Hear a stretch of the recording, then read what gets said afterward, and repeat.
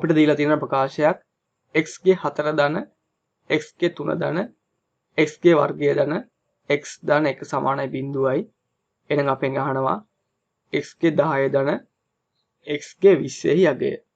අපි මුලින්ම ගන්න ප්‍රකාශය දීලා තියෙන x ගේ 4 ධන x ගේ 3 ධන x ගේ වර්ගය ධන x ධන 1 සමානයි 0යි.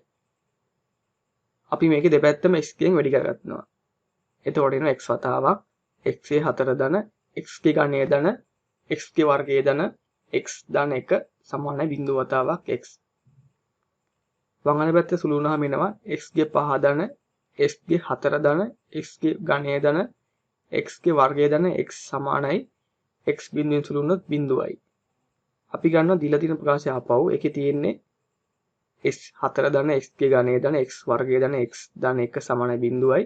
අපි මේකේ x පද එක පැත්තක තියාගෙන නියතය ගන්නවා අනිත් පැත්තට. ඒ කියන්නේ x ගේ 4 ධන x ගේ ඝනය ධන x ගේ වර්ගය ධන x සමානයි ඍණ 1යි. එහෙනම් ඒක අපි ඍණ 1 ආදේශ කරොත් එනවා x ගේ 5 ධන ඍණ 1යි. එහෙනම් x ගේ 5 බලය සමාන වෙන 1ට. දැන් අපිට අගය හොයන්න තියෙන ප්‍රකාශය ගත්තාම x ගේ 10 ධන x ගේ 20.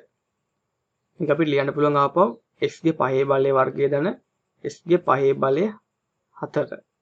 අපි දැන් x ගේ 5 බලයට 1 ආදේශ කරනවා. එතකොට එනවා 1 වර්ගය ධන 1 4 බලය. ඒ කියන්නේ 1 ධන 1 උත්තරේ 2යි.